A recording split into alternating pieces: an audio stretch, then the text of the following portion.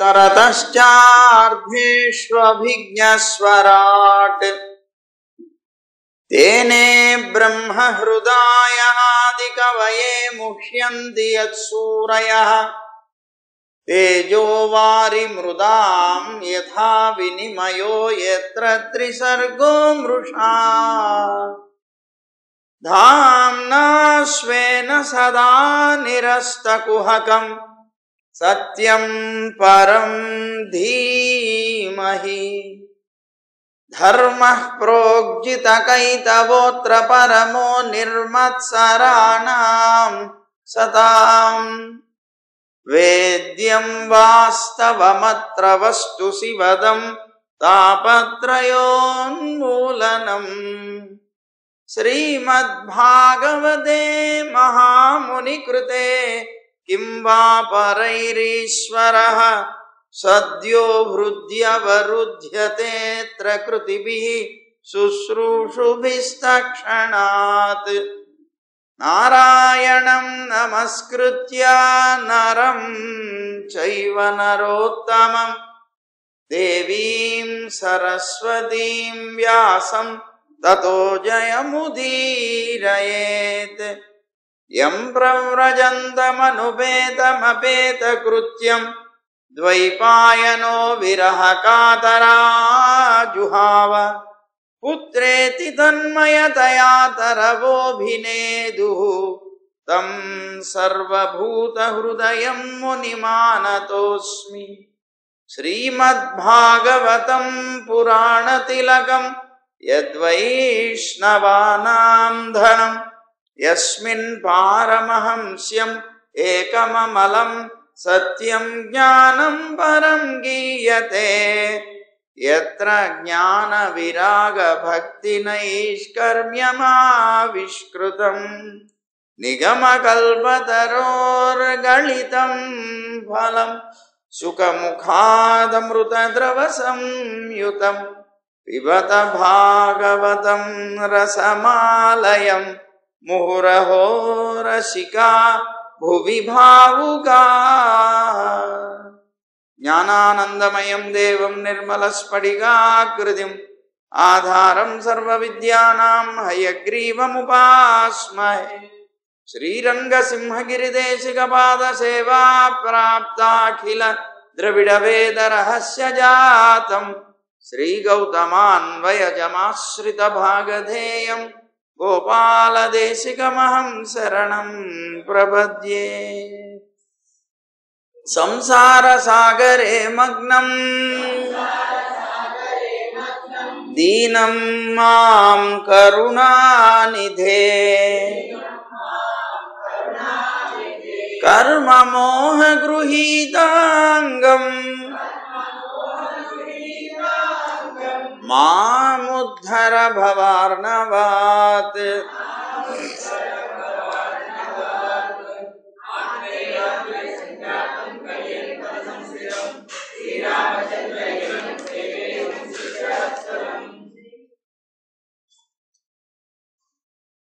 ఇక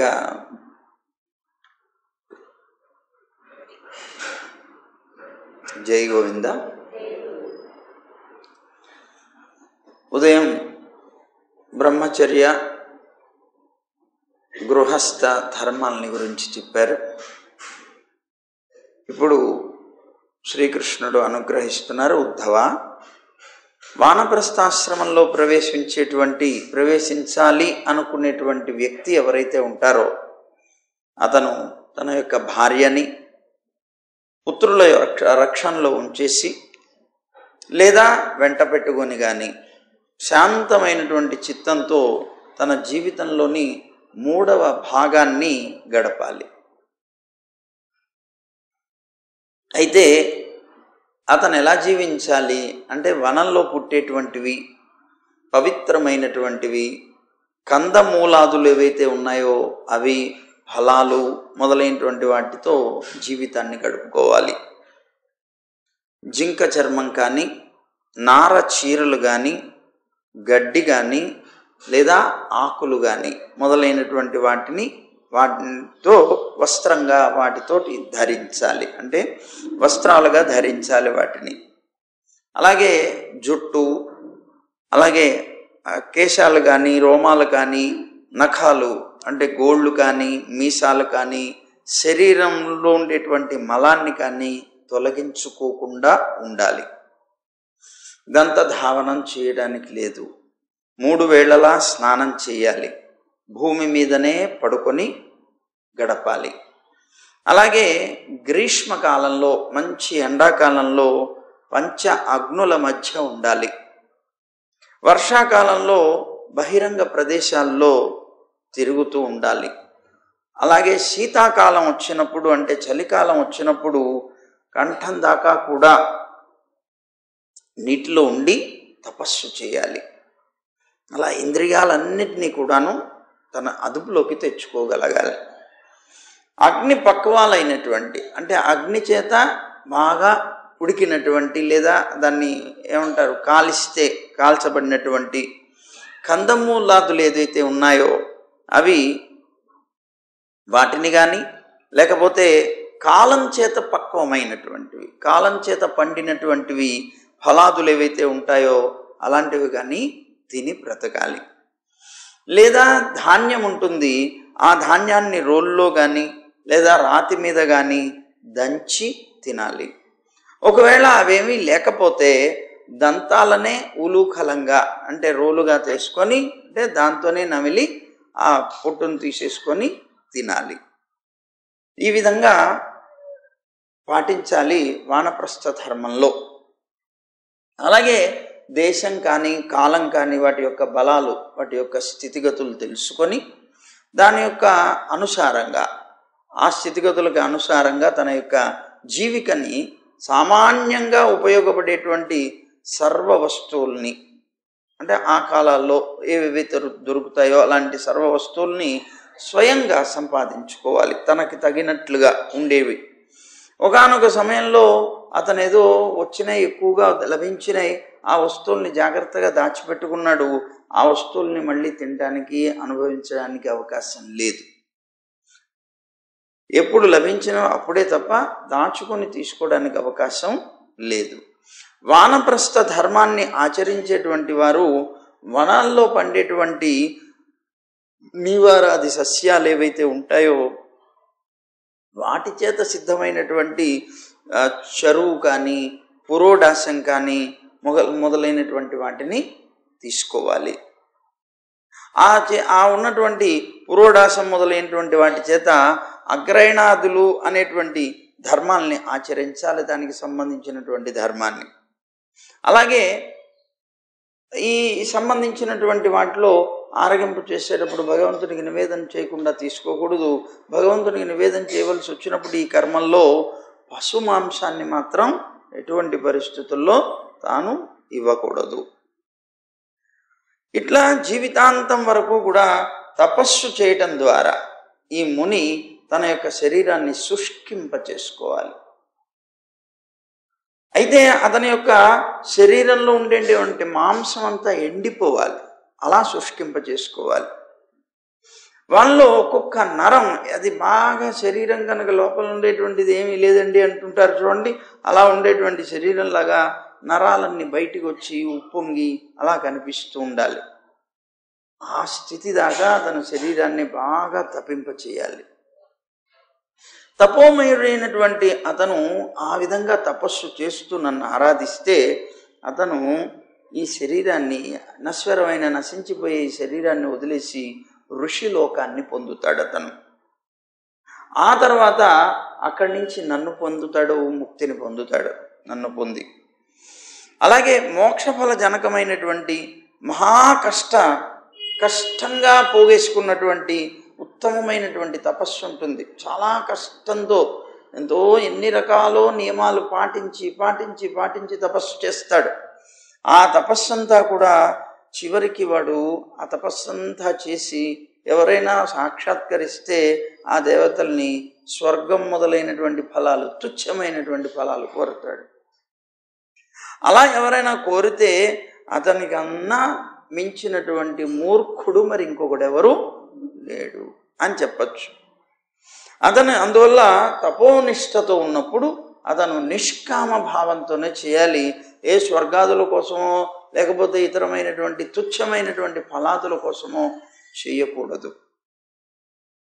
వానప్రస్థుడు తన యొక్క ఆశ్రమానికి తగినటువంటి నియమాల్ని పాలించలేకపోతే, ఒకవేళ వయస్సు పెరిగిపోయింది, వృద్ధాప్యం వచ్చేసింది, బాగా శక్తిహీనుడైపోయాడు, అలాంటప్పుడు పాలించలేకపోతే, తన శరీరం కంపిస్తోంది, వణికిపోతోంది, ఇలాంటి సమయంలో యజ్ఞ అగ్నులు ఏవైతే ఉంటాయో వాటన్నిటిని భావన ద్వారా తన అంతఃకరణంలోనే ఆరోపించుకొని తన యొక్క మనస్సుని పూర్తిగా నా మీద పెట్టి ఆ అగ్నిలోకి ప్రవేశించి తన శరీరాన్ని వదిలివేయవచ్చు.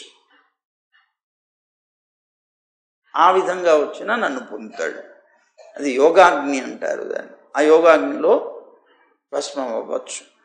అలాగే కర్మ గనుక పరిపాకం అయితే దానివల్ల లభించేటువంటివి అనేక రకాలైనటువంటి దుఃఖాత్మకమైనటువంటి లోకంలో ఉండేటువంటి విషయాల వల్ల పూర్తిగా వైరాగ్యం కనుక అతనికి కలిగితే, అప్పుడు యథావిధిగా యజ్ఞాగ్నులు ఏవైతే ఉన్నాయో వాటన్నిటినీ కూడా వదిలిపెట్టేసి, అంటే గృహస్థాశ్రమంలో ఉన్నప్పుడు యజ్ఞాగ్నులన్నీ ఉంటాయి, ఇవన్నిటినీ కూడాను పరిత్యజించేసేయాలి. ఎప్పుడు అతనికి విరక్తి కనుక కలిగితే, వైరాగ్యం కలిగినప్పుడు పరిత్యజించేసి సన్యాసాన్ని తీసుకోవచ్చు. అయితే యథావిధిగా యజ్ఞాల ద్వారా నన్ను కనుక ఆరాధించి అది ఎప్పుడు ఎట్లా చేయాలి సన్యాసాశ్రమం అంటే, తాను అగ్నులన్నిటినీ ఇంకా గృహస్థాశ్రమం వదిలేస్తున్నాడు, లేదా వానప్రస్థాశ్రమం వదిలేస్తున్నాడు, వదిలేసి సన్యాసానికి అనుకుంటున్నప్పుడు అతనికి ఉన్నటువంటి ఆ అగ్నులు ఏవైతే ఉన్నాయో తను అగ్నులను ఆరాధిస్తాడు, నిత్యము కూడాను అగ్నిక్రియ చేస్తాడు కనుక ఆ చేసేటువంటి ఆ అగ్నులు ఏవైతే ఉన్నాయో వాటన్నిటినీ కూడాను యజ్ఞాల ద్వారా ఆరాధించి ఋత్వికులకి తన యొక్క సర్వస్వాన్ని అంతటినీ కూడాను దానం చేసేసి ఈ ఆత్మలో తన ఆత్మలోనే ఈ అగ్నులన్నిటినీ కూడాను ఆరోపించుకొని నిరపేక్షమైనటువంటి చిత్తంతో ఇంకా ఇతరమైనటువంటి అపేక్ష ఏదీ కూడా లేకుండా సన్యాసాన్ని స్వీకరించవచ్చు. అయితే ఈ సన్యాసం అనేటువంటిది ఇలా స్వీకరించవచ్చు. ఆతుర సన్యాసం అనేటువంటిది కూడా ఒకటి ఉన్నది. ఆతుర సన్యాసం అంటారు. ఆతుర సన్యాసం అంటే ఎప్పుడైతే ఇతనికి వైరాగ్యం కలిగిందో అప్పుడు అన్నీ వదిలేసేసి సన్యాసం తీసుకోవచ్చు ఒకటి. రెండవది ఆతుర సన్యాసం అంటే ఇప్పుడు ప్రాణం పోతుంది, వాడు ఇంతకాలం కూడాను దాని యందు సన్యాసం తీసుకోలేదు, సరిగా ప్రాణం పోయే ముందు కూడా సన్యాసం తీసుకోవచ్చు, తీసుకుని ప్రాణాన్ని వదిలేసేయచ్చు.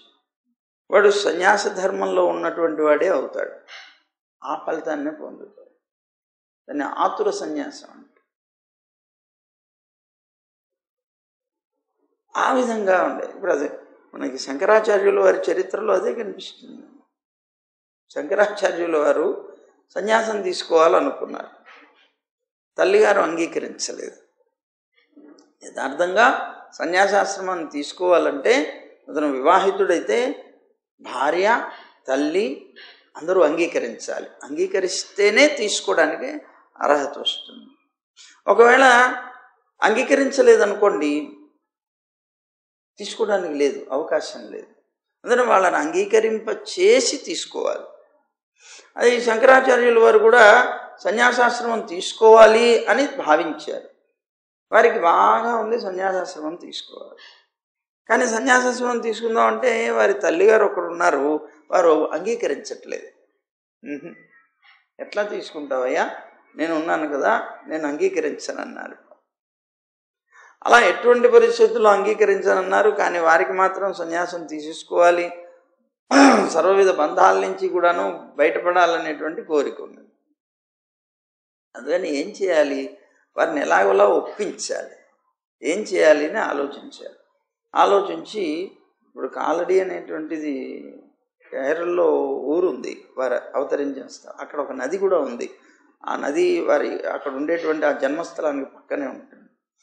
ఆ నది ఉంటే అమ్మ నేను స్నానం చేసి వస్తా అన్నాడు. సరే వెళ్ళిరానన్నా. ఆ తల్లి కూడా ఒడ్డునున్నది, ఆయన స్నానం చేయడానికి నదిలోకి దిగారు. దిగేసి లోపలికి వెళ్ళిన తర్వాత పెద్దగా కేక పెట్టారు. ఏమైంది అన్నది. అమ్మ ఏదో పట్టేసింది నన్ను, ముసలు పట్టింది అన్నారు. ఇంకేముంది, నేను పోతున్నాను, నా జీవితం అయిపోతుంది, నా జీవితం అయితే అమ్మ ఇప్పుడైనా నువ్వు అంగీకరించు, నేను సన్యాసం తీసుకుంటా, కనీసం ఆతుర సన్యాసంతో అయినా నేను ధన్యుడిని అవుతాను, అమ్మ నువ్వు అంగీకరించు అన్నట్ట పాపం. వారు అట్లా అంటుండేటప్పటికే పాపం తల్లిగారు అయ్యో ఇతనికి జీవితం అయిపోతుందేమో, చివరిలో వచ్చేసాడు పాపం, ఇతను అది చంపేస్తుంది, పోతాడు అనుకొని సరే నాయన అలాగే అన్నది పాపం. వెంటనే సన్యాస సంబంధమైనటువంటి మంత్రాలు అదిని పఠించారు. అయిపోయింది, సన్యాసం తీసేసుకున్నాడు. అయిపోయిన తర్వాత ఇదంతా మాయ, వారు సృష్టించుకున్నదే. పక్కన వాళ్ళు బయటికి వచ్చారు. బయటకు వచ్చిన తర్వాత వాళ్ళ తల్లిగారు చూసి అమ్మయ్య పోన్లే అది వదిలేసింది, నువ్వు బతికి బయటపడ్డావు, పద ఇంటికి వెళ్దాం అన్న. ఇంకెక్కడికన్నాడు, నేను ఇంటికి రావడానికి ఎలా ఉంది, సన్యాసం తీసుకున్నాను కదా, నేను ఇంటికి రావడానికి లేదమ్మా. అయ్యో అదేమిటి నాయన, నువ్వే కదా అంగీకరించావు, నువ్వు అంగీకరిస్తేనే కదా తీసుకున్నాను, నేను సన్యాసం తీసుకున్నాను. ఆతుర సన్యాసం అంటారు. అలాగే కూడా తీసుకోవచ్చు, ఇది ఈ విధంగా కూడా తీసుకోవచ్చు. ఈ సన్యాస ధర్మాన్ని అవలంబించబోయే ముందు మానవుడు మమ్మల్ని తిరస్కరించి ఇతను సన్యాసం తీసుకొని పరమాత్మని పొందే ప్రయత్నం చేస్తున్నాడు అని ఇతని యొక్క కార్యాలన్నిటికీ అడ్డుపడేటువంటి వాళ్ళు అవుతారట దేవతలు. ఆ దేవతలు ఎలా అడ్డుపడతారట, భార్య మొదలైనటువంటి వారి వేషంలో అడ్డుపడతారట అని చెప్తున్నారు. ఆ పరమాత్మని పొందదలుస్తున్నాడు వీడు, మమ్మల్ని అందరినీ కూడా తిరస్కరించి వెళ్ళిపోతున్నాడు అని అనుకొని ఆ దేవతలు భార్యాదుల వేషాలని ధరించి సన్యాసాన్ని స్వీకరించడానికి ఇష్టపడేటువంటి బ్రాహ్మణుడికి అనేక రకాలైనటువంటి విఘ్నాలు కలిగిస్తారు. సరే, సన్యాసి ఒక చిన్న వస్త్రాన్ని ధరించాలి కౌపినాదులతో అని చెప్పారు. దాని తర్వాత ఆశ్రమంలోకి తగినటువంటి దండం, ఏదైతే కమండలం మొదలైనటువంటి వస్తువులు తప్ప ఇంకా ఇతరమైనటువంటివి ఏవి ధరించకూడదు. అంటే ఆభరణాలు లేకపోతే ఇంకోటో ధరించకూడదు, దండ కమండలాదులు తప్ప అన్నమాట. అయితే ఈ నియమం ఆపత్కాలానికి వర్తించదు. ఆపత్కాలంలో తప్పనిసరిగా ఇంకేదైనా ధరించవలసి వస్తే ధరించవచ్చు, తప్పదు. మిగిలినటువంటి సమయాల్లో మాత్రం ఇది ఉంటుంది. సన్యాసి ఎప్పుడైనా సరే తాను వెళ్ళేటప్పుడు చాలా జాగ్రత్తగా నడవాలి. పవిత్రమైనటువంటి ప్రదేశంలోనే అడుగు పెట్టాలి, అపవిత్రమైనటువంటి ప్రదేశాల్లో నడవకూడదు. అందుకే ఎప్పుడూ పాదుకల్ని ధరించి ఉండాలి అని చెప్పేది. అపవిత్రమైన ప్రదేశంలో కాలు పెట్టకూడదు, పవిత్రమైన ప్రదేశంలో కాలు పెట్టి నడవాలి. ఇంకొకటి, తాను నడిచేటప్పుడు తప్పనిసరిగా జాగ్రత్తగా చూస్తూ వెళ్ళాలి. ఎందుకు అంటే తన కాలి కింద ఏదైనా కీటకాదులో మొదలైనటువంటివి పడి చనిపోతాయేమోనని వాటికి అపకారం జరగకుండా ఉండడం కోసం జాగ్రత్తగా గమనించుకుంటూ నడవాలి. అలాగే యతి సన్యాసి అయినటువంటి వారు వస్త్రంతో వడగట్టినటువంటి నీటిని మాత్రమే తాగాలి. సత్యం చేత పవిత్రమైనటువంటి మాటనే మాట్లాడాలి. అలాగే మనస్సు చేత పవిత్రమైనటువంటి కార్యాన్నే చెయ్యాలి. ఉద్ధవ, వాక్కుకి మౌనం అనేటువంటిది ఒక దండం. శరీరానికి కామ్యకర్మని త్యాగం చేయడం అనేటువంటిది ఒక దండం.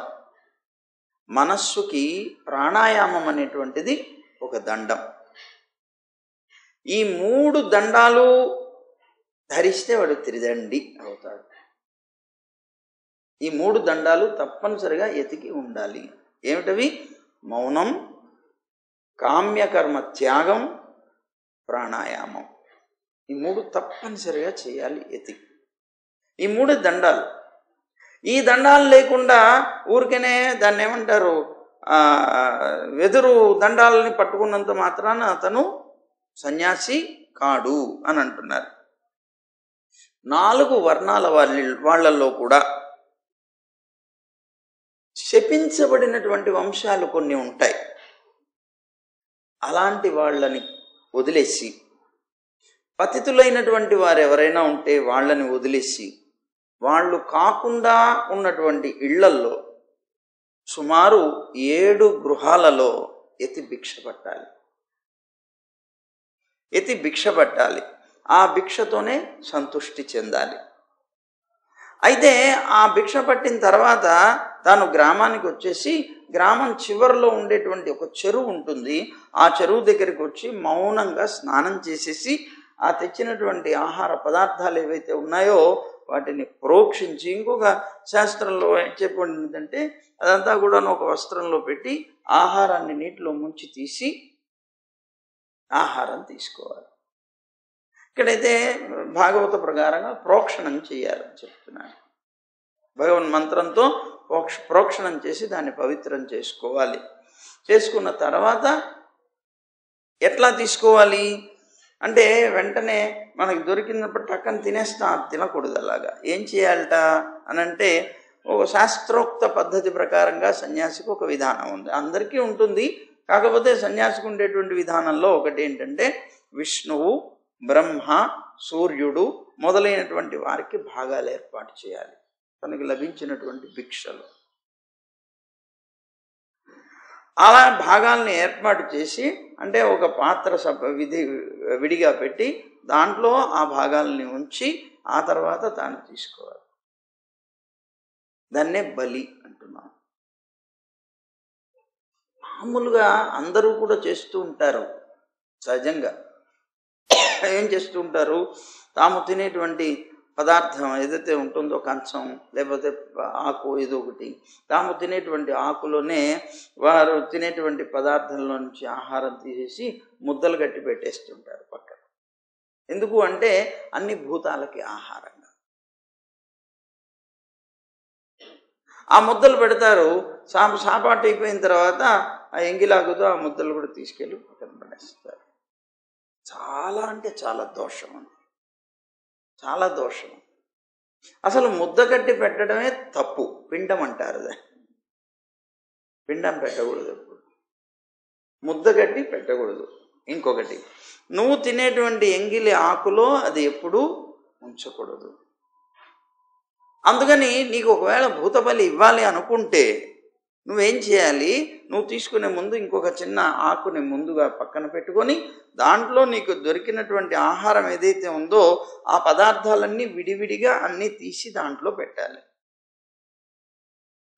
అందులో పెట్టి నువ్వు పరిశోధన చేసే ముందే దానికి పరిశోధన చేసి అది తీసుకువెళ్ళిపోయి బయట పెట్టి తర్వాత వచ్చి కూర్చొని తినచ్చు. భూతబలి ముందుగానే పెట్టేయచ్చు, లేకపోతే తర్వాత అయినా పెట్టచ్చు. కానీ ఎంగిలి చేత్తో దాన్ని ముట్టకూడదు, ఎంగిలి ఆకులో వాటిని పెట్టకూడదు. ఇవి తప్పనిసరిగా పాటించవలసింది. సరే, ఈ విధంగా ఏర్పాటు చేసి వాటికి తర్వాత తాను తీసుకోవాలి. సన్యాసి ఎప్పుడూ కూడా ఆత్మ క్రీడాశీలుడై ఉండాలి. అంటే ఆత్మతో ఎప్పుడు తాను భావన, ఆత్మభావన చేస్తూ, అంటే పరమాత్మ ఇక్కడ పరమాత్మని భావిస్తూ జీవించాలి. ఆత్మరతుడై ఉండాలి, ధీరుడై ఉండాలి, అలాగే ఇంద్రియాలన్నీ నిగ్రహించుకోగలిగినటువంటి వాడై ఉండాలి. ఎక్కువగా ఒంటరిగా ఉండేటువంటి ప్రయత్నం చేయాలి. సంఘం అనేటువంటి దాంతో ఉండకుండా ఏకాకి అయి భూమి మీద సంచరించాలి. అలాగే నిర్జనం అంటే జనాలు ఎవ్వరూ తిరగకుండా ఉండేటువంటిది. అలాగే నిర్భయమైనటువంటి ప్రదేశాల్లో ఉండి నా మీద భావన చేత విశుద్ధమైనటువంటి మనస్సు కలిగినటువంటి ముని,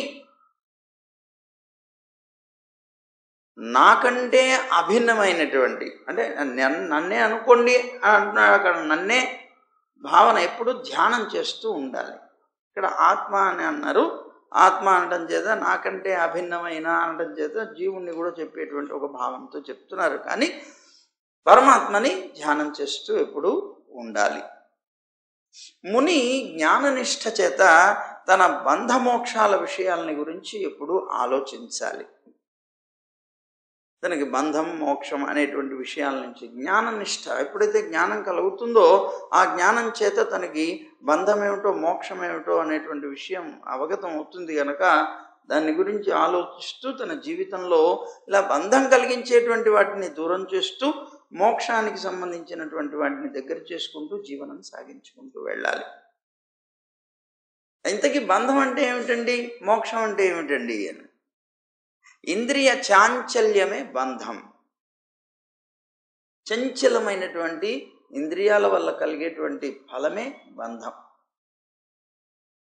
అలాగే దాన్ని నిగ్రహించి ఆ చాంచల్యాన్ని చంచలమైనటువంటి ఆ మనస్సుని ఇంద్రియాలని నిగ్రహించి నా మీద మనస్సుని పెట్టడమే మోక్షం. అర్థమైంది? ఇంతకీ బంధం అంటే ఏమిటి? ఇంద్రియ చాంచల్యం. అలాగే దాన్ని నిగ్రహించి నా మీద మనస్సును పెట్టుకొని జీవించడమే మోక్షం. అందువల్ల సన్యాసి అయినటువంటి వ్యక్తి కామక్రోధాదుల్ని వదిలేయాలి. క్షుద్రమైనటువంటి విషయ సుఖాలు ఏవైతే ఉన్నాయో వాటి నుంచి విరక్తుడు కావాలి. తన యొక్క ఆత్మలో అంటే పరమాత్మ సంబంధమైనటువంటి చిదానందాన్ని ఎప్పుడూ కూడా అనుభవిస్తూ ఉండాలి. అంతటా కూడా అన్ని జీవరాశుల్లో కూడాను నా భావన కలిగి ఉండాలి. అంటే అంతటా కూడా నన్ను చూడగలిగేటువంటి వాడయి ఉండాలి. అలాగే పవిత్రమైనటువంటి దేశాలు, నదులు, పర్వతాలు, వర్ణ ఆశ్రమాలు కలిగినటువంటి భూమిపైననే సంచరిస్తూ భిక్షకై నగరాల్లోకి, గ్రామాల్లోకి, గోష్ఠాల్లోకి, యాత్రికులు ఉన్నటువంటి ప్రాంతాలకి వెళ్ళాలి. వెళ్ళి భిక్ష పట్టాలి. వానప్రస్థుల యొక్క ఆశ్రమం నుంచే ఎక్కువగా భిక్ష పట్టేటువంటి ప్రయత్నం చేస్తే మంచిది. శిలావృత్తి వల్ల లభించినటువంటి పోనీ అది భిక్ష పట్టేటువంటి అవకాశం లేకపోయినా శిలావృత్తి వల్ల లభించినటువంటి అన్నాన్ని తినడం చేత శుద్ధి కలుగుతుంది చిత్తానికి. శిలావృత్తి అంటే ఇందాక చెప్పుకున్నాం కదా, నూర్పిళ్ళు చేసినప్పుడు రాలిపడేటువంటి గింజలు ఏరుకొని తినడం ఉంచవృత్తి అని కూడా అంటుంది. సరే, శిలావృత్తి, ఉంచవృత్తి అని చెప్పబడేటువంటి వాటి ద్వారా అన్నాన్ని కనుక తయారు చేసుకొని అది తింటే పరమశుద్ధి అవుతుందట మనస్సు. అందువల్ల దానివల్ల శుద్ధి అవడం అంటే మోహరహితం అయిపోతుంది, మోహం లేకుండా అవుతుంది. దానివల్ల వెంటనే అతనికి మోక్షం అనేటువంటిది లభిస్తుంది అన్నాడు. వానప్రస్థుడు ప్రత్యక్షములైనటువంటి వస్తువులన్నీ నశించేటువంటివే అనేటువంటి జ్ఞానం కలిగినటువంటి, అంటే కనిపించేవన్నీ నశించిపోయేవే అని తెలుసు కనుక ఆ జ్ఞానం కలిగినటువంటి వాడు అవ్వటం వల్ల దాని మీద ఆసక్తి కలిగినటువంటి వాడు కాడు. అందువల్ల ఇహలోక సంబంధమైనటువంటి విషయాల యందు కానీ పారలౌకిక సంబంధమైనటువంటి విషయాల యందు కానీ అనాసక్తుడై ఉంటాడు. దాని గురించి అసలు ఆలోచనే ఉండదు. అందువల్ల అతను ఎప్పుడు కూడా సకామ కర్మలు ఏవైతే ఉంటాయో, అంటే కోరికతో చేసేటువంటి కర్మలు ఏవైతే ఉంటాయో వాటి నుంచి విరతుడైపోవాలి. ఎందుకంటే అవేమి అసలు అవసరం లేదు, దానికి సంబంధమైనటువంటి ఆలోచనే అతనికి లేదు. అన్నప్పుడు దానికి సంబంధించిన కర్మలు చేయాల్సిన అవసరమే ఉంది. అందువల్ల సకామ కర్మ అనేటువంటిది ఎప్పుడు కూడా తను చేయకూడదు అన్నారు. ఇదంతా, ఈ జగత్తంతా కూడా మమకారానికి ఆస్పదమైనది. నిరంతరం మమకారం అనేటువంటి ప్రవహిస్తూ ఉంటుంది. అలాంటి మమకారం అనేటువంటి దానికి పుట్టినిల్లైనటువంటి ఈ జగత్ ఏదైతే ఉందో అది మనస్సు, వాక్కు, ప్రాణం మొదలైనటువంటి వాటితో కూడుకున్నటువంటి అహంకారాత్మకమైనటువంటి శరీరం ఏదైతే ఉన్నదో ఆ శరీరం, దానివల్ల కలిగేటువంటి సుఖం, దుఃఖం మొదలైనటువంటి అన్నిటినీ కూడాను స్వప్నతుల్యాలుగా భావించాలి. స్వప్నం వచ్చింది, దాంట్లో అన్నీ కనిపించాయి, కానీ అవేమి నిజంగా ప్రీతి కలిగింది, నిజంగా దుఃఖం కలిగింది అనుకుంటూ ఉండేటువంటివి యథార్థంగా కళ అయిపోయిన తర్వాత మనకేం కనిపించవు. అట్లా అన్నమాట. కనుక అలాంటివి అనేటువంటి భావనతో వదిలిపెట్టేసి ఆత్మనిష్ఠుడై నిరంతరం నన్ను గురించి ఆలోచిస్తూ ఉండాలి. బాహ్య విషయాల్లో విరక్తుడై మోక్షం మాత్రం కోరి జీవించేటువంటి జ్ఞాననిష్ఠుడిగా ఉండాలి. లేకపోతే మోక్ష విషయంలో ఇచ్చ లేకపోతే, మోక్షం నాకు అక్కర్లేదనుకుంటారు కొంతమంది, మోక్షం కూడా నాకు అవసరం లేదనుకుంటారు. మోక్షం మీద కూడా కోరిక లేకపోతే నా మీద భక్తి కలిగి ఉండాలి, ప్రీతి కలిగి ఉండాలి. అలాంటి వాడు చివరికి అలాంటి ప్రీతి కలిగి చివరికి స్టేజ్కి వచ్చినప్పుడు అసలు త్రిదండం మొదలైనటువంటి దండాలు కూడా అవసరం లేదు. ఈ దండాది చిహ్నాలు కూడా అవసరం లేకుండా విడిచిపెట్టేసి ఇతను విధి నిషేధాలకి, శాస్త్రం చేత చెప్పబడేటువంటి విధి నిషేధాలు ఏవైతే ఉన్నాయో వీటన్నిటికన్నా అతీతుడైపోతాడు. వీటికి అధీనుడు కాడు. అవి చేయకపోతే పాపం, చేస్తే పుణ్యం, ఇలాంటివి ఏమీ అతనికి ఉండవు. దానికి తగినటువంటి విధానంలో తన యొక్క జీవితం నడపాలి. అతను వివేకి అయి కూడా ఎట్లా ఉండాలి? ఒక బాలకుల్లాగా ఉండాలి. అన్నీ తెలిసినటువంటి మహాజ్ఞాని అయినప్పటికీ కూడా మూఢుళ్లాగా జీవనం సాగించాలి. నిపుణుడై కూడా, అన్ని చేయగలిగిన వాడై కూడా ఒక జడ పదార్థంలాగా జీవించాలి. జడభరతుడే ప్రధానం దానికి ఉదాహరణ. విద్వాంసుడై ఉండి కూడా ఒక పిచ్చివాడిలాగా సంభాషిస్తూ ఉంటాడు. ఎందుకని?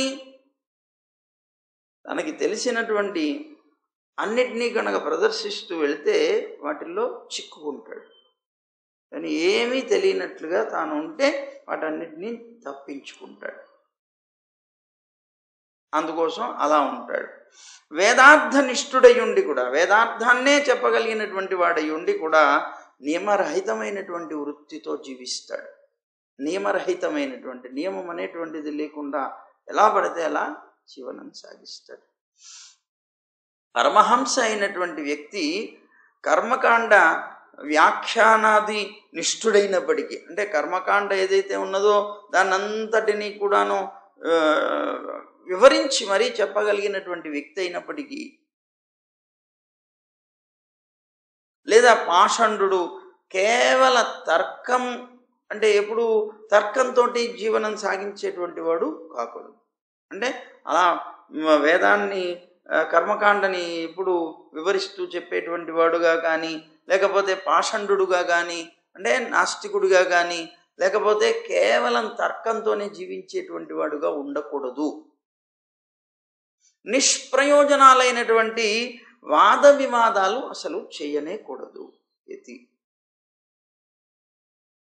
వాటితో పోనీ వాద వివాదాలు చేసేటువంటి వాళ్ళలో ఏదో ఒక పక్షాన్ని కూడా తాను అంగీకరించి బ్రతకూడదు. ఏదో ఒక పక్షాన్ని అంగీకరిస్తూ అవలంబిస్తూ ఉండకూడదు. వాటితో సంబంధమే ఉండకూడదు. అట్లా జీవనం సాగించాలి. సన్యాసి ధీరుడై ఎవ్వరి వలన కలత చెందకూడదు. తాను ఎవరిని కలత పెట్టకూడదు. తనని ఎవరైనా దూషిస్తే సంతోషంతో మౌనం వహించాలి. మనకి శాస్త్రం చెప్తుంది, నీకు ఎవరి మీదైనా కోపం వస్తే పెద్దలైనటువంటి వారు, జ్ఞానులైనటువంటి వారు ఎప్పుడూ కూడాను వారి మీద కోపం తెచ్చుకోరట. ఏం చేస్తారట? మౌనం వహిస్తారు. ఎందుకని మౌనం వహిస్తారు? ఆ వ్యక్తులతో ఎందుకు మాట్లాడకుండా ఉంటారు అనంటే, వారిలో ఉండేటువంటి ఆ క్రోధం ఏదైతే ఉందో అది చల్లారిపోతుంది. చల్లారిపోవాలి.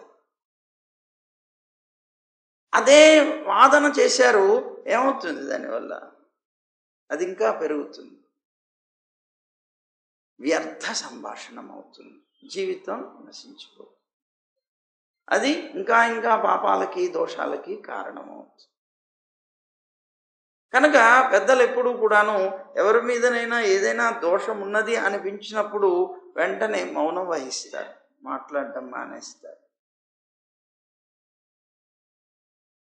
అది వాళ్ళలోనే పశ్చాత్తాపాన్ని తీసుకొని వస్తుంది. ఆటోమేటిక్గా అది సమస్య. కనుక ఎప్పుడూ కూడాను ఎవరిని అవమానపరచకూడదు. ఎవరైనా తనని దూషించినా సంతోషంతో స్వీకరించాలి, మౌనం వహించాలి. ఎవరిని అవమానపరచకూడదు. అతడు ఈ శరీరంతో ఎవరితో అయినా సరే విరోధం పెట్టుకోకూడదు. ఉన్నటువంటి శరీరంతో, వర్తమానంలో ఉన్నటువంటి శరీరంతో ఎప్పుడు విరోధాన్ని పెట్టుకోకూడదు. దీనికి ఎవరు విరోధులు అనేవాళ్ళు ఉండకూడదు. తాను విరోధం అవ్వచ్చు లోకానికి, కానీ తనకి మాత్రం ఎవరు విరోధులు లేకుండా జీవించాలి. ఇలాంటి వైరం అనేటువంటిది పశువులకి సంబంధించింది కదా అని అంటున్నారు. పశువులకి సంబంధించింది.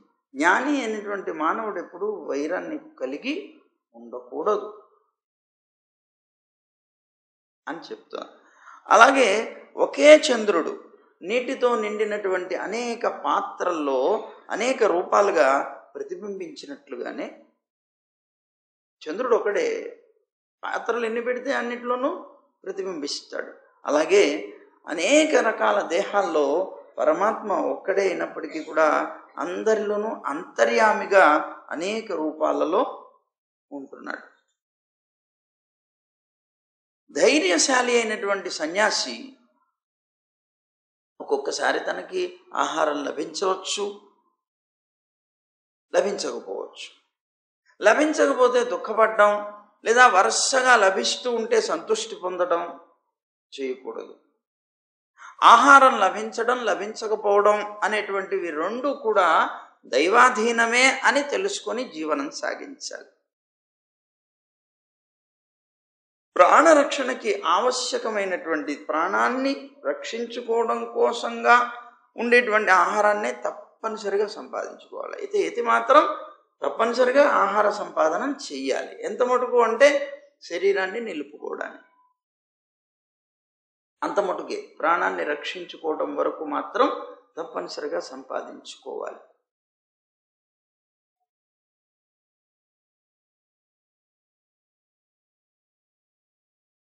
తినటం కోసం బ్రతకూడదు, బ్రతకటం కోసం తినాలి.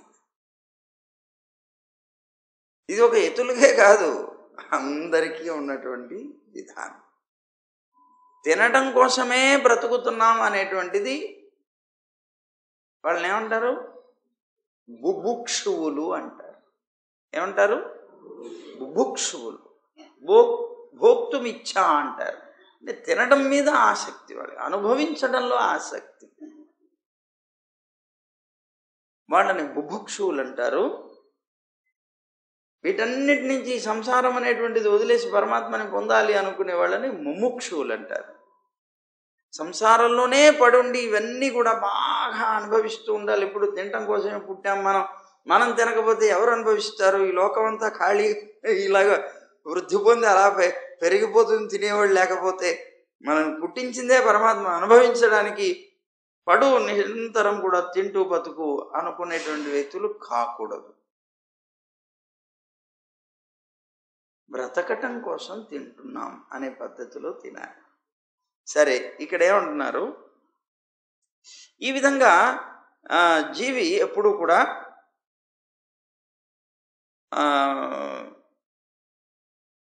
తాను ఈ విధమైనటువంటి రీతిలో తన జీవితాన్ని గడుపుకోవాలి.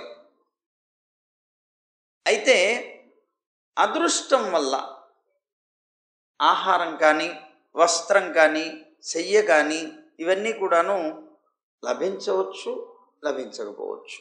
ఒకవేళ లభించినటువంటివి మంచివి లభించాయి, లేకపోతే చెడ్డవి లభించాయి, ఏదైనా సరే స్వీకరించవలసిందే. ఇలా ఉందే అలా ఉందే అని మాత్రం అనుకోకూడదు. అంటే దాని మీద ఆసక్తి అనేటువంటిది ఉండకూడదు.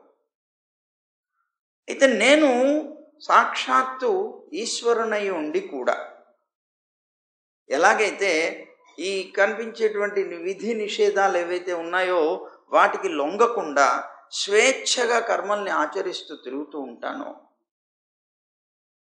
అట్లాగే జ్ఞాననిష్ఠుడైనటువంటి పురుషుడు కూడా విధి నిషేధాలకి లోను కాకుండా శౌచ ఆచమనాది కర్మలు ఏవైతే ఉంటాయో వాటన్నిటినీ చేసుకుంటూ వెళ్ళిపోతూ ఉండాలి. అతనికి కూడా విధి నిషేధాలు ఉండవు.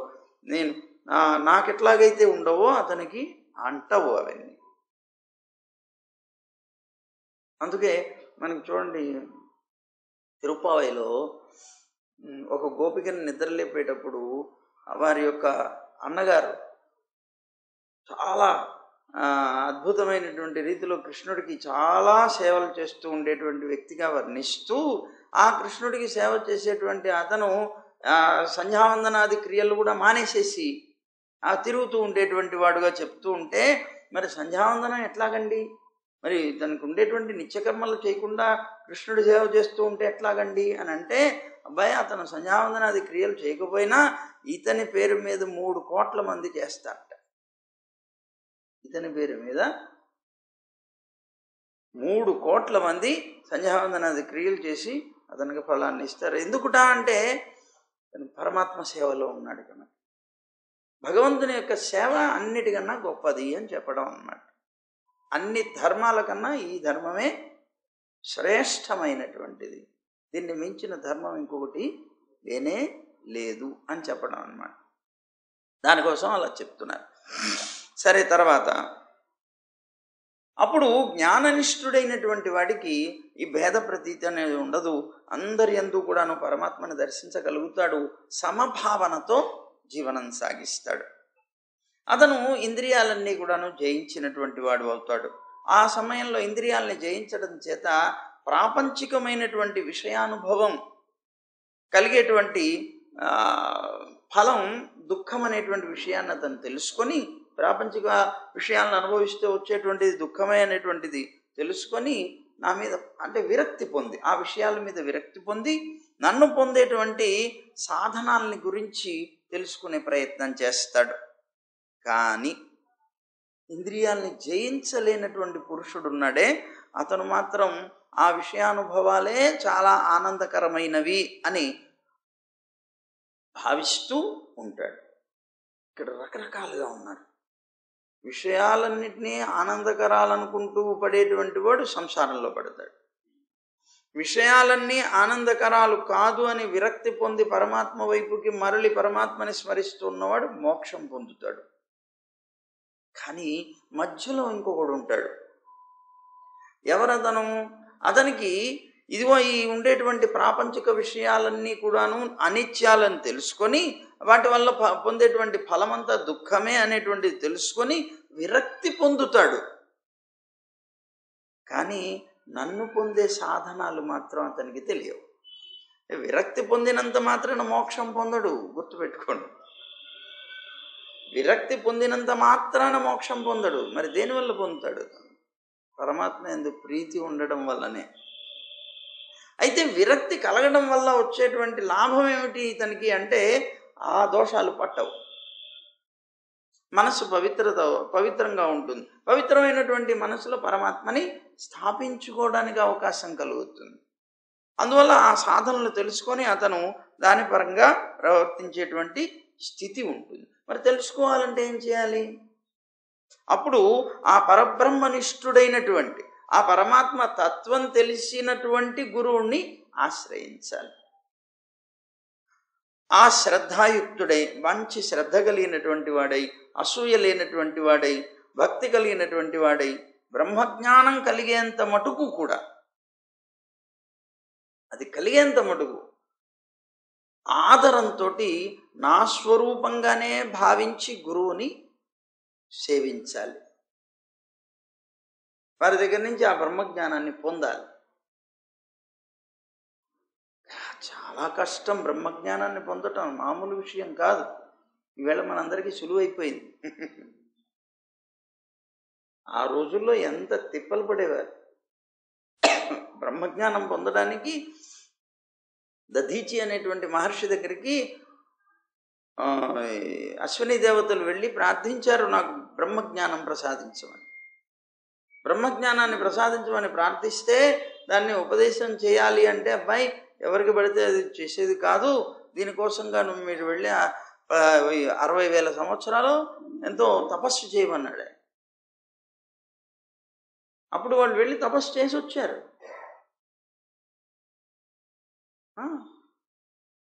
తపస్సు చేస్తే అప్పుడు మనసు పవిత్రమైందని తెలుసుకుని అప్పుడు ఇచ్చాడు.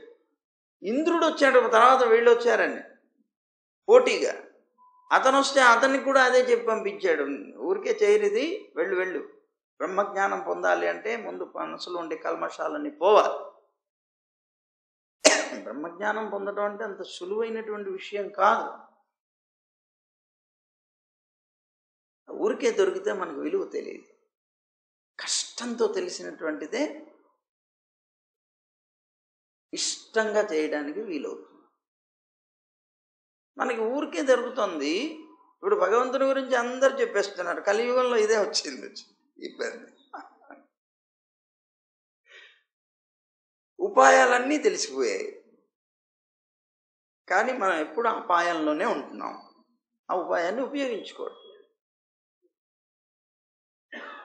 ఆ రోజుల్లో తెలియడం కష్టం, ఈ రోజుల్లో తెలిసినా కూడా చేయడం కష్టం. ఎంత విచిత్రం చూడండి. అట్లా అన్నమాట. అందువల్ల అయితే ఎంత మటుకైతే శ్రద్ధతోటి, అసూయ లేకుండా, భక్తితోటి బ్రహ్మజ్ఞానం లభించేంత మటుకు కూడా ఆచార్యుడిని సేవిస్తూనే ఉండాలి. జ్ఞాన వైరాగ్యాలు లేనివాడు, జ్ఞానం కానీ వైరాగ్యం కానీ కలగనటువంటి వాడు, కామ క్రోధ మద మాత్సర్యాలని చెప్పబడేటువంటి అరిషడ్ వర్గాలు ఏవైతే ఉన్నాయో అవి జయించని వాడు, ప్రబలమైనటువంటి చాలా బలం కలిగినటువంటి ఇంద్రియాలు ఏవైతే ఉన్నాయో ఈ ఇంద్రియాలకి సారథి అయినటువంటి బుద్ధి ఎవడైతే ఉన్నాడో ఆ బుద్ధి చేత నడిపించబడేటువంటిది కనుక ఈ శరీరం, ఆ శరీరంతో తాను ఇవేమీ పొందకుండా తనకుండేటువంటి బుద్ధితో తాను జీవించేటువంటి విధానం దేనికోసం అంటే పొట్టకూటి కోసమే జీవిస్తాడు. తనకుండే జ్ఞానాన్నంతటిని దానికి వెచ్చిస్తాడు. తాను పడేటువంటి కష్టమంతా, తపస్సంతా యథార్థంగా దానికోసం ఎంత తపస్సు చేస్తాడు వాడు, ఎన్ని కష్టాలు పడతాడు. ఈ లోకంలో ఉండేటువంటి నశ్వరమైనటువంటి ఐశ్వర్యం కోసం అని తల్లకిందుల తపస్సు చేస్తాడు. ఎంతో కష్టపడినటువంటి వాడు చివరికి లభించేది నాశించిపోయేటువంటి ఐశ్వర్యాన్ని. వృథా కదా జీవితం. అదనమాట. అందువల్ల ఏమంటున్నారంటే ఇక్కడ వీడెప్పుడు కూడా అలాంటి ఆ బుద్ధి చేత కేవలం పొట్టకూటి కోసం అని చెప్పి ఇవి ఇంద్రియాలని సాధించడం, జ్ఞాన వైరాగ్యాలు ఉండవు, కామాది అరిషడ్ వర్గాల్ని జయించేటువంటి స్థితి లేదు, అలాగే ఇంద్రియాలకి సారథైనటువంటి బుద్ధిని తన యొక్క వశంలో పెట్టుకోగలిగేటువంటి వాడు కాడు. కేవలం పొట్టకూటి కోసంగా సన్యాసాన్ని స్వీకరించినటువంటి వాడు, అపరిణిత విషయ వాసనాగ్రస్తుడు. ఇంకా పరిణితి పొందలేదు, వాళ్ళు పక్వానికి రాలేదు జ్ఞానం. విషయ వాసనలతోనే పూర్తిగా ఉన్నటువంటి వాడు, ధర్మాన్ని నశింపజేసేటువంటి వాడైనటువంటి ఆ పురుషుడు దేవతల్ని, తనని, అలాగే ఆ ఆత్మలో ఉన్నటువంటి అంతర్యామిగా ఉన్నటువంటి నన్ను అందరినీ మోసం చేసేవాడవుతాడు. చివరికి తాను కూడా ఉభయలోక భ్రష్టుడు అవుతాడు. అటు ఊర్ధ్వలోకాలు లేవు, అధ్వలోకాలు లేవు, భూలోకం కూడా ఉండదు. అటు ఇటు కానటువంటి వాడు అయిపోతాడు. కనుక సన్యాసి యొక్క ధర్మం శమం, అహింస. గుర్తుపెట్టుకోండి, ఆశ్రమ ధర్మాలలో వాళ్ళకి సంబంధించినటువంటి ధర్మాలు చెప్తున్నారు వరుసగా. సన్యాసి యొక్క ధర్మాలు ప్రధానంగా శమం, అహింస. అంటే ఇంద్రియ నిగ్రహం, అహింస, హింస చేయకపోవడం. ఇక వానప్రస్థుడి యొక్క ధర్మం తపస్సు, ఆత్మ వివేక జ్ఞానం. తపస్సు, ఆత్మ వివేక జ్ఞానం వానప్రస్థుడి యొక్క ధర్మాలు. ఇక గృహస్థు యొక్క ధర్మాలు ఏమిటి? భూత రక్షణ, యజ్ఞం. భూత రక్షణ చేయాలి, యజ్ఞం చేయాలి. ఇక బ్రహ్మచారి అయినటువంటి అతని యొక్క ధర్మం గురుసేవ. ఈ వీళ్ళకి ఉండేటువంటి పరమ ధర్మాలు ఇవే. ఇవి తప్పనిసరిగా పాటించాలి. ఇవి పాటించకపోతే తన ధర్మాన్ని నుంచి చ్యుతుడైనట్టు లెక్క, జారిపోయినట్టు లెక్క అని చెప్తున్నారు. గృహస్థుడు కాకుండా గృహస్థుడు కూడా ఋతుకాలంలోనే భార్యని పొందాలట. బ్రహ్మచర్యం, తపస్సు, శౌచం, సంతోషం, సర్వభూత దయ అనేటువంటివి ప్రధానమైనటువంటి ధర్మాలుగా ఉంటూ నన్ను ఉపాసించాలి గృహస్థుడు. ఇలా అనన్యమైనటువంటి భావనతోటి తన యొక్క వర్ణాశ్రమ ధర్మాన్ని అనుసరించి నా సేవలోనే నిమగ్నుడై ఉన్నటువంటి వాడు, సర్వ ప్రాణుల్లోనూ నేనే ఉన్నాను అనేటువంటి, అంతర్యామిగా ఉన్నాననేటువంటి భావనతో తలుస్తూ ఉండేటువంటి వాడు నా మీద దృఢమైనటువంటి భక్తిని పొందగలుగుతాడు. చలించని భక్తి, అనన్య భక్తి అన్నామే, అది పొందుతాడు. ఉద్ధవ, నిరంతరం వృద్ధి పొందుతూ ఉండేటువంటి అఖండమైనటువంటి భక్తి చేత అతడు సృష్టి, స్థితి, సంహార కారకుణ్ణి, అలాగే సర్వలోకాలకి ఈశ్వరుణ్ణి, జగత్ కారణుడైనటువంటి నన్నే పొందుతాడు అతనికి ఉండేటువంటి ఆ దృఢమైనటువంటి భక్తి చేత. ఇట్లా జీవుడు స్వధర్మాన్ని పాలిస్తూ అంతఃకరణాన్ని శుద్ధి చేసుకొని నా ఐశ్వర్యాన్ని తెలుసుకోవాలి. జ్ఞాన విజ్ఞాన సంపన్నుడై అతను చాలా తొందరగా నన్ను పొందుతాడు. ఈ విధంగా తెలుసుకొని జీవిస్తే, అంటే ఏ ఆశ్రమ ధర్మం వారు ఆయా ఆశ్రమ ధర్మాన్ని సరిగ్గా పాటిస్తూ వాళ్ళు జీవిస్తే వాళ్ళు కూడా మోక్షం పొందుతారు. గృహస్థుకు కూడా మోక్షం పొందే అధికారం ఉన్నది. ఉద్ధవ, నువ్వు అడిగినటువంటి ప్రశ్నలన్నిటికీ కూడా సమాధానంగా స్వధర్ముడైనటువంటి భక్తుడు పరమాత్మ రూపమైనటువంటి నన్ను ఎలా పొందుతాడు అనేటువంటి విషయాన్ని నీకు వివరించానయ్యా అన్నాడు. అంటే అప్పుడు మళ్ళీ అంటూ ఇంకొక మాట అన్నాడు శ్రీకృష్ణ పరమాత్మ. దీంట్లో భక్తి, జ్ఞాన, యమ, నియమ మొదలైనటువంటి సాధనాలన్నింటినీ కూడాను వర్ణిస్తున్నారు ఇప్పుడు చెప్పబోయేటువంటి దాంట్లో. భగవంతుడు అంటున్నారు కదా ఉద్ధవుడితోటి, ఆత్మతత్వ జ్ఞానం తెలియటమే కాకుండా అనుభవ పర్యంతం, అంటే అనుభవం దాకా కూడా పూర్తిగా అనుభవించి ఉండగలిగేటువంటి శాస్త్ర జ్ఞానం కలిగినటువంటి మహానుభావుడు ఎవరైతే ఉంటారో, కేవల పరోక్ష జ్ఞానం లేనటువంటి వాడు అయినటువంటి మానవుడు ఈ ప్రపంచం ఏదైతే ఉందో ఈ ప్రపంచాన్ని అనిత్యం అనేటువంటి జ్ఞానం కలిగి ఆ సంబంధమైనటువంటి ఈ లోకానికి సంబంధించినటువంటి సాధనా సంబంధమైనటువంటి జ్ఞానాలన్నింటినీ వదిలేస్తాడు. జ్ఞానులకి అభీష్టమైనటువంటి ఫలం ఉంటుంది. ఆ జ్ఞానులకి అభీష్టమైనటువంటి ఫలం ఎప్పుడూ కూడా నేనే కావాలి, కానీ స్వర్గాది తుచ్చమైనటువంటి ఫలాలు కాకూడదు. యథార్థంగా స్వర్గం మొదలైనటువంటి ఫలాలు కూడా నేనే, కానీ ప్రత్యక్షంగా నన్ను పొందేటువంటి అవకాశాన్ని కల్పించేవి కావు. అందువల్ల నేను తప్ప ఇతరమైనటువంటి పదార్థాన్ని యథార్థమైనటువంటి నా భక్తుడు కోరడు. ఇతరమైనది ఏది కూడా కోరడు. నన్నే నిరంతరం స్మరిస్తాడు, కోరినా నన్నే కోరతాడు. మోక్షమే కోరడంటే జ్ఞాన విజ్ఞాన సంపన్నులైనటువంటి పురుషులు నా చరణారవిందాలనే శ్రేష్టాలుగా భావిస్తారు. జ్ఞాని అయినటువంటి వాడు జ్ఞానంతో నన్ను సుఖింపచేస్తాడు. అతనికి ఉన్నటువంటి జ్ఞానంతో అలాంటి వాడే నాకు బాగా ఇష్టమైనటువంటి వాడు. జ్ఞానితు ఆత్మైవ మే మతం. నలుగురు ఉన్నారయ్యా ఉదారులు. ఆ నలుగురిలో జ్ఞాని అని చెప్పబడేవాడే నా ఆత్మ, అంటే నాతో సమానమైన వాడు అని అర్థం. తత్వజ్ఞానం అనేటువంటిది లేశమాత్రం కలిగినా కూడా గొప్ప సిద్ధి కలుగుతుంది.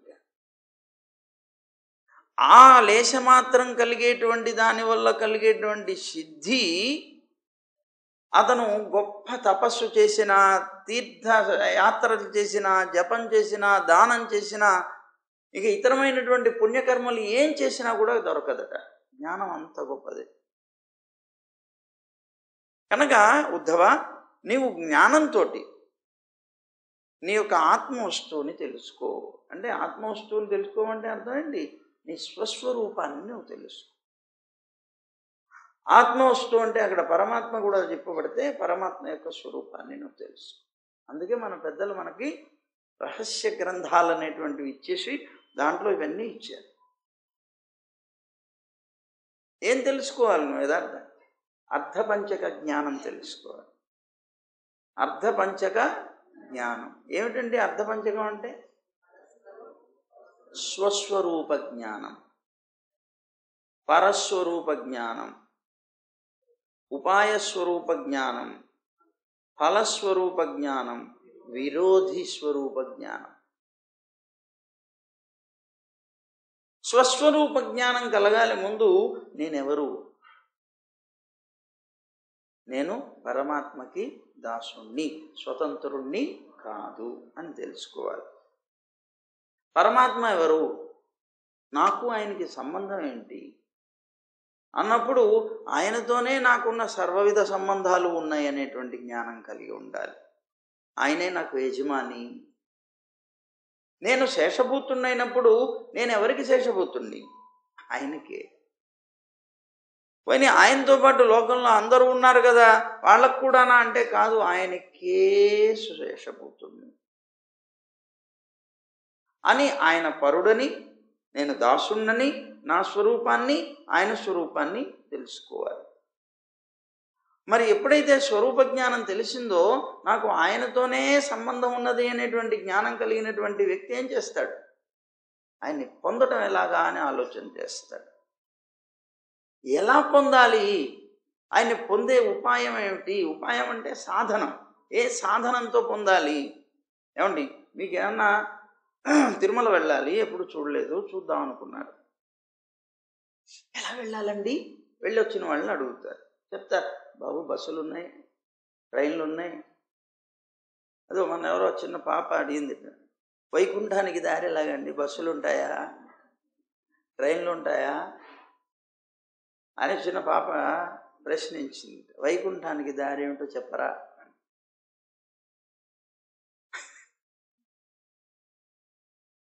సరే, అట్లా దానికి దారి సాధనం కావాలి ముందు. ఆ ఫలం తెలుసుకున్నాం. ఆ భగవంతుడు కృష్ణుడు అక్కడ ఉంటాడు, వెంకటేశ్వర స్వామి అక్కడ ఉంటారు. ఆ వెంకటేశ్వర స్వామిని దర్శనం చేయాలి. అబ్బో ఎంతో గొప్పగా చెప్తున్నారు అందరూ, అంత గొప్పగా చెప్పి ఆ స్వామిని నేను దర్శనం చేయాలి, ఎలాగ అనుకుంటున్నాం. మనకి దారి కావాలి. ఆ సాధనం ఏమిటో తెలియాలి. అదే బస్సులో వెళ్ళొచ్చు, ట్రైన్లో వెళ్ళొచ్చండి చెప్పారు. సరే మంచిదే, నేను అంత దూరం వెళుతున్నాను కదా, నాకు అక్కడికి వెళితే నాకు కలిగేది ఏమిటి అని అంటే, ఆయన్ని దర్శనం చేసుకుని ఏం కోరితే అదిలా తీరిపోతుంది, మేము ఎన్నిసార్లు పొందామో అలాగా అని చెప్తే, ఓహో నిజమా? ఇంకోళ్ళు చెప్తారు, ఆయన్ని చూస్తేనే చాలండి కడుపు నిండిపోతుంది, ఆ రోజు సాపాటు కూడా మేము చేయలేదు, 100 సార్లు బయటకు వచ్చి లోపలికి వెళ్ళి, బయటకు వచ్చి లోపలికి వెళ్ళి, బయటకు వచ్చి లోపలికి మాటికి ఆయన్ని చూస్తూనే ఉన్నాం, దర్శనం చేస్తూనే ఉన్నాం. చెప్పుకుంటారు చూడండి, 4 సార్లు దర్శనం చేసామండి, 5 సార్లు దర్శనం చేసుకున్నామండి. ఎట్లా చేశారయ్యా? మేము బయటకు వెళ్ళి లోపలికి వెళ్ళామండి, దర్శనం చేసుకున్నాం, పొమ్మని గెంటేశారండి, ఇలా వచ్చామండి, మళ్ళీ వెనక్కి దూరా.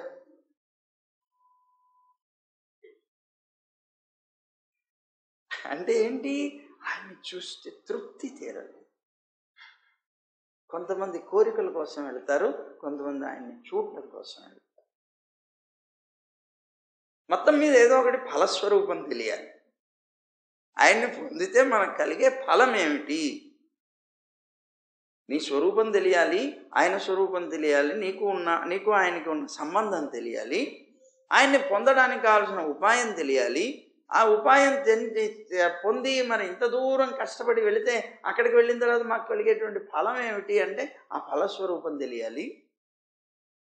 ఇంత కష్టపడి టికెట్ కూడా రిజర్వ్ చేసుకొని అందరూ రెడీ అయిపోయి చక్కగా ఎంతో సేపు ముస్తాబులు అయ్యి అన్నీ చేసుకొని సూట్ కేసులన్నీ సర్ది పెట్టుకొని ఇంకొక 2 గంటల్లో ట్రైన్ ఉంది, మనం అందరం కూడా బయలుదేరి వెళ్ళాలి, లేదా ఫ్లైట్ ఉంది వెళ్ళిపోవాలి అని అనుకొని అన్నీ సర్దేసుకొని కరెక్ట్గా బయలుదేరదాం అనుకునే సమయంలో ఎవరో అతిథి వచ్చాడు. ఈ అతిథి ఏం చేశాడు? సూట్ కేసు పట్టుకొని వచ్చాడు. ఆ వచ్చినటువంటి అతిథి అన్నాడు, 2 రోజులు ఉండిపోదామని వచ్చానన్నాడు. ఏం చేయాలి? వచ్చిన అతిథిని ఆదరించాలా? ఎంతో కాలం నుంచి చూడాలనుకున్నటువంటి విరోధి స్వరూపం తెలియాలి. అంటే ఏమిటి ఇక్కడ అర్థం? పరమాత్మ యొక్క స్వరూపం నా స్వరూపం తెలిసింది, ఆయన్ని పొందడానికి ఉపాయం అనేటువంటిది శరణాగతి భక్తి అనేటువంటివి తెలిసినాయి. ఆ సాధనాల గుండా నేను బయలుదేరి వెళ్ళాలి అనుకున్నాను. ఆయన్ని పొందితే అనంతమైనటువంటి ఆనందం కలుగుతుందనే ఫలస్వరూపం తెలిసింది. కానీ మధ్యలో అక్కడికి పంపించకుండా ఆపి లాగి పారేసేటువంటి ఈ సంసారం అని చెప్పేటువంటి విరోధం ఒకటి ఉన్నది. సంసారంలో ఉండేటువంటి భార్య భర్త పిల్లలు అందరూ ఏమన్నారు? ముకుందమాలలో వీళ్ళందరూ ఏమంటారండి? ముసళ్ళుట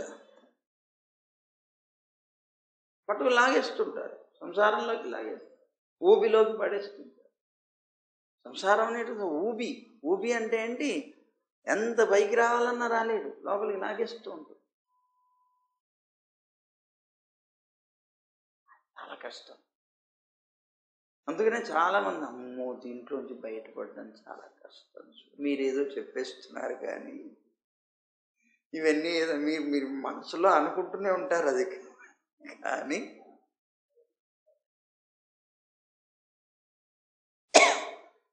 మాటల్లో చెప్పడం సులువేనండి, ఆచరించటంలోనే వస్తుంది కష్టం అంతా అనుకుంటాం మనం కదా. అలానే ఉంటుంది అనమాట. అందువల్ల ఈ జ్ఞానాలు అర్ధపంచక జ్ఞానం అంటారు. ఈ 5 జ్ఞానాలు మనకు తెలియాలి. విరోధిని ఎందుకు తెలుసుకోవాలయ్యా నువ్వు అంటే అది పొందడానికి అడ్డుపడేటువంటిది కనుక దాని స్వరూపాన్ని కూడా మనం తెలుసుకోవాలి. మరి తెలుసుకోకపోతే ఏది పడుతుందో మనకి ఎలా తెలుస్తుంది? ఏది విరోధం మనకి ఎలా తెలుస్తుంది? అందుకని ఆ విరోధి స్వరూపం కూడా తెలుసుకోవాలి. ఇలాగా అర్ధపంచక జ్ఞానం తెలుసుకోవాలి. ఆ జ్ఞానం కలిగినటువంటి వాడు భక్తితోటి నన్ను ఆరాధన చేస్తాడు అని అంటున్నాడు. పూర్వకాలంలో మునులైనటువంటి వారు విజ్ఞాన రూపమైనటువంటి యజ్ఞం ద్వారా ఆత్మయందు సర్వయజ్ఞేశ్వరుణ్ణైనటువంటి నన్ను అంటే పరమాత్మ స్వరూపుణ్ణైనటువంటి నన్ను ఆరాధించి నా స్వరూప సిద్ధిని పొందారయ్యా వాళ్ళందరూ. అంటే అర్థం ఏంటి?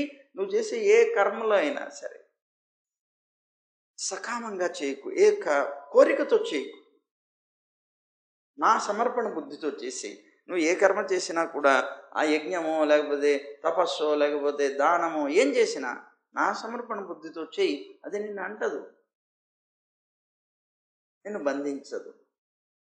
అట్లా చెప్తున్నారు. అందువల్ల ఉద్ధవ, నిన్ను ఆశ్రయించినటువంటి ఆధ్యాత్మికమైనటువంటి త్రివిధ వికారాలు ఉన్నాయి కదా, ఆధ్యాత్మిక ఆదిభౌతిక ఆదిదైవికాలు అనేటువంటి వికారాలు మాయామాత్రాలే అని తెలుసుకో అన్న.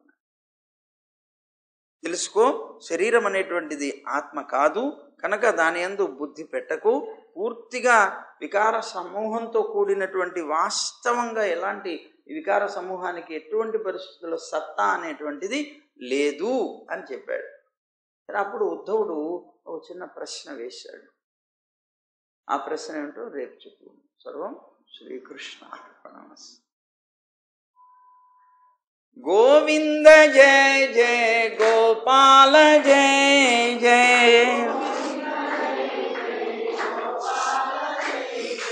రాధారమణ హరి గోవింద జయ జయ,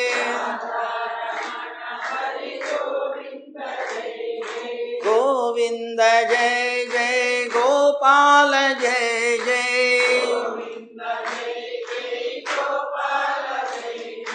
రాధారమణ హరి గోవింద జయ జయ, गोदारमण हरि गोपाल जय जय गोविंद गोविंद गोविंद जय जय गोवर्धनोद्धार गोविंद जय जय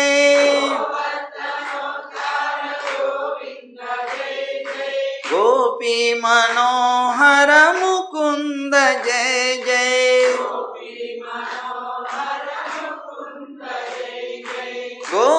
गोवर्धनोद्धार गोविंद जय जय गोपी मनोहर मुकुंद जय जय गोविंद जय जय गोपाल जय जय गोविंद जय जय गोपाल जय जय